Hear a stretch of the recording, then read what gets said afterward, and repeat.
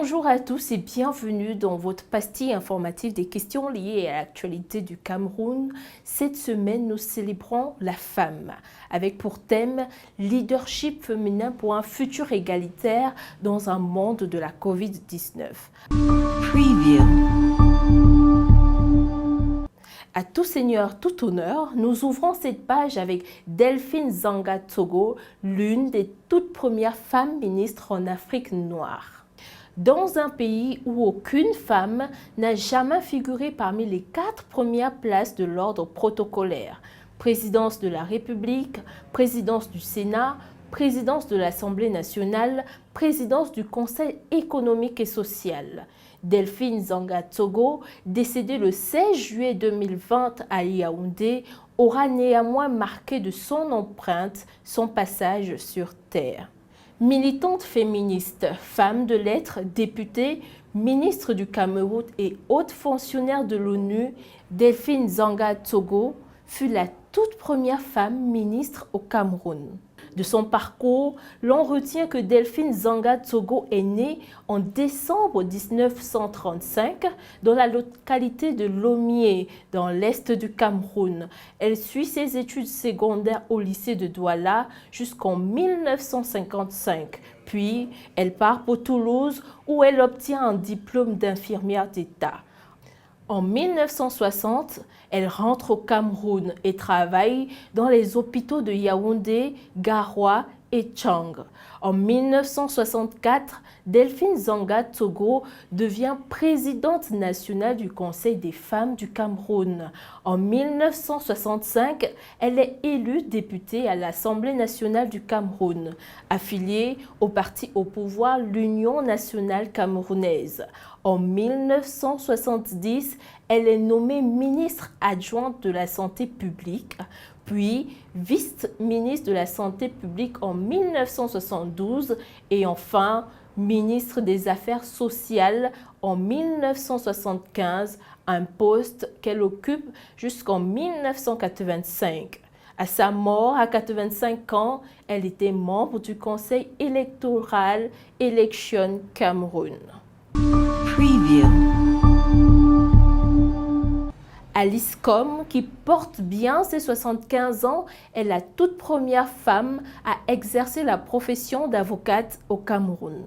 Née à Potkak dans la région du littoral en 1945, elle a étudié en France et au Cameroun. Elle a 18 ans lorsqu'elle arrive à Toulouse pour y étudier le droit. Elle est inscrite de 1963 à 1964 à la faculté de droit et de sciences économiques.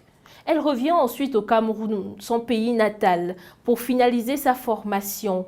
Elle sort diplômée en 1968. Un an plus tard, elle est en 1969 la première femme avocate du pays. Puis, elle ouvre un cabinet d'avocats à Douala.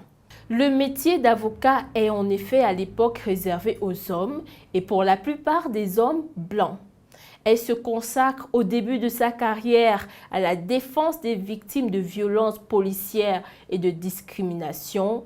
Une loi anti-homosexualité est ajoutée au Code pénal camerounais en 1972. L'avocate décide alors de défendre les accusés d'homosexualité.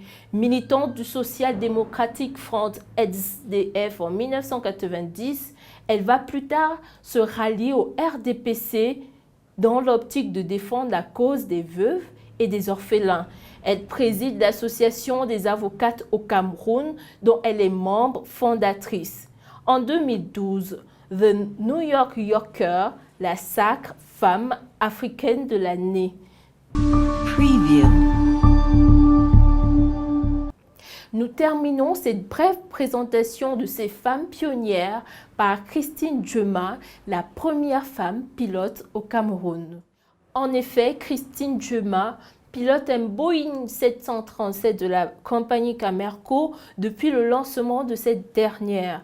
Elle est née le 22 février 1973, fille de Dorothy Djema et du professeur Martin Zachary Djema, obtient sa licence à la Daytona en Floride, puis est reçue lors du concours d'entrée à la Camer.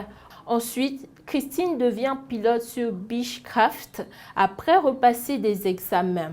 Elle aspire à devenir pilote sur 747. Elle est également joueuse de tennis. Elle est triple championne du Cameroun de 1995 à 1997 et fait partie de l'équipe du Cameroun de Fed Cup en Fed Cup 1997. Preview. C'est tout pour aujourd'hui. Merci de nous avoir suivis. Surtout, n'hésitez pas de liker, partager et surtout, abonnez-vous sur notre page.